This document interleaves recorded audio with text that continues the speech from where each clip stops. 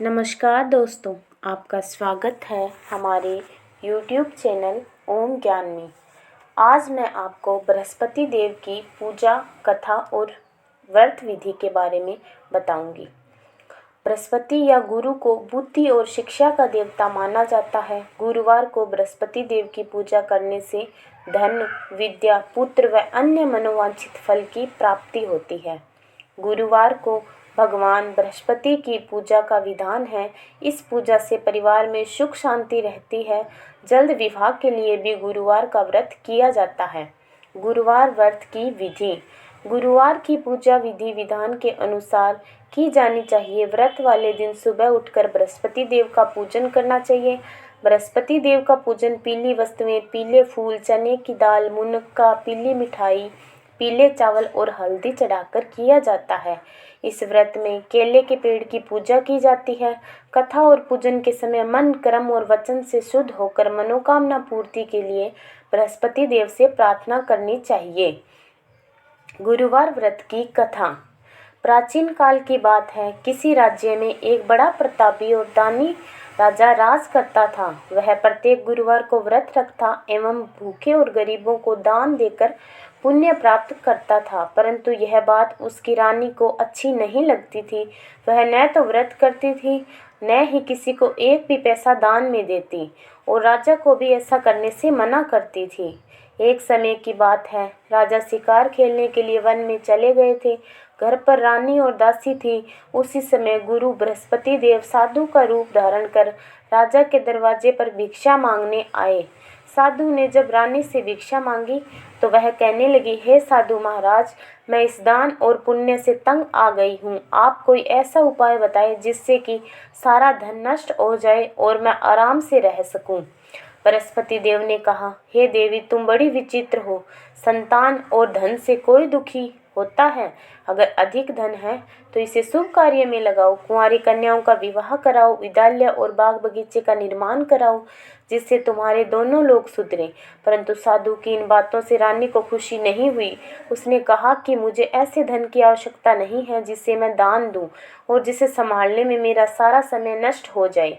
तब साधु ने कहा, यदि तुम्हारी ऐसी इच्छा है तो मैं जैसा तुम्हें बताता हूँ वैसा ही करना। गुरुवार के दिन तुम घर को गोबर से लीपना, अपने केशों को पीली मिट्टी से धोना, केशों को धोते समय स्नान करना, राजा से हजामत बनाने को कहना, भोजन में मांस मदिरा खाना, कपड़ा धोबी के यहाँ धुलने डालना। इस प्रकार 7 बृहस्पतिवार करने से तुम्हारा समस्त धन नष्ट हो जाएगा। इतना कहकर साधु रूपी बृहस्पति देव अंतर्ध्यान हो गए। साधु के अनुसार कई बातों को पूरा करते हुए रानी को केवल 3 बृहस्पतिवार ही बीते थे कि उसकी समस्त धन संपत्ति नष्ट हो गई। भोजन के लिए राजा का परिवार तरसने लगा। तब एक दिन राजा ने रानी से बोला कि हे रानी, तुम यहीं रहो, मैं दूसरे देश को जाता हूँ, क्योंकि यहाँ पर सभी लोग मुझे जानते हैं, इसलिए मैं कोई छोटा कार्य नहीं कर सकता। ऐसा कहकर राजा प्रदेश चला गया। वहाँ वह जंगल से लकड़ी काट कर लाता और शहर में बेचता।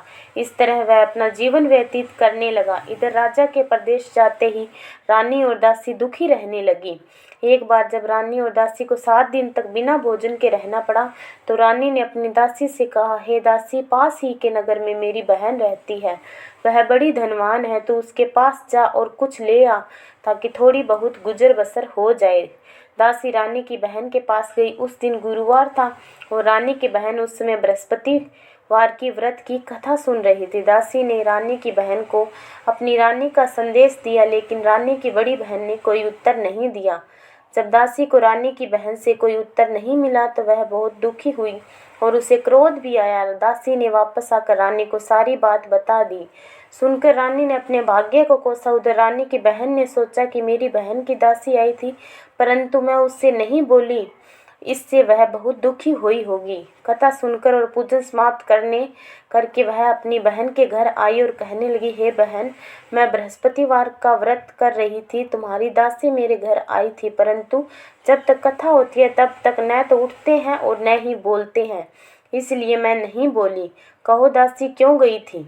रानी बोली, बहन, तुमसे क्या छुपाऊं, हमारे घर में खाने तक को अनाज नहीं है। ऐसा कहते कहते रानी की आंखें भर आई उसने दासी समेत पिछले 7 दिनों से भूखे रहने तक की बात अपनी बहन को विस्तार पूर्वक सुना दी। रानी की बहन बोली, देखो बहन, भगवान बृहस्पति देव सबकी मनोकामना को पूरा करते हैं। देखो, शायद तुम्हारे घर में अनाज रखा हो। पहले तो रानी को विश्वास नहीं हुआ, पर बहन के आग्रह करने पर उसने अपनी दासी को अंदर भेजा तो उसे सचमुच अनाज से भरा एक घड़ा मिल गया। यह देखकर दासी को बड़ी हैरानी हुई। दासी रानी से कहने लगी, हे रानी, जब हमको भोजन नहीं मिलता तो हम व्रत ही तो करते हैं, इसलिए क्यों न इनसे व्रत और कथा की विधि पूछ ली जाए ताकि हम भी व्रत कर सकें। तब रानी ने अपनी बहन से बृहस्पतिवार व्रत के बारे में पूछा। उसकी बहन ने बताया, बृहस्पतिवार के व्रत में चने की दाल मुनक्का से विष्णु भगवान का केले की जड़ में पूजन करें तथा दीपक जलाएं, व्रत कथा सुने और पीला भोजन ही करें। इससे बृहस्पति देव प्रसन्न होते हैं। व्रत और पूजन विधि बताकर रानी की बहन अपने घर को लौट गई।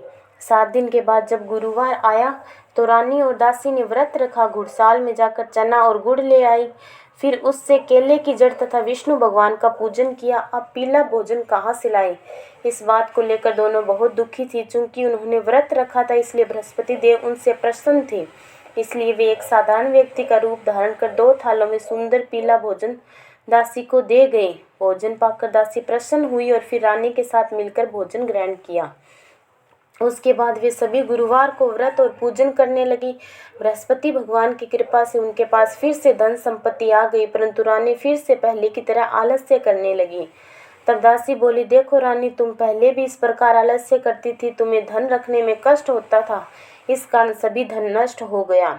और अब जब भगवान बृहस्पति की कृपा से धन मिला है तो तुम्हें फिर से आलस्य होता है। रानी को समझाते हुए दासी कहती है कि बड़ी मुसीबतों के बाद हमने धन पाया, इसलिए हमें दान पुण्य करना चाहिए, भूखे मनुष्यों को भोजन कराना चाहिए और धन को शुभ कार्यों में खर्च करना चाहिए, जिससे तुम्हारे कुल का यश बढ़ेगा, स्वर्ग की प्राप्ति होगी और पितृ प्रसन्न होंगे। दासी की बात मानकर रानी अपना धन शुभ कार्यों में खर्च करने लगी, जिससे पूरे नगर में उनका यश फैलने लगा।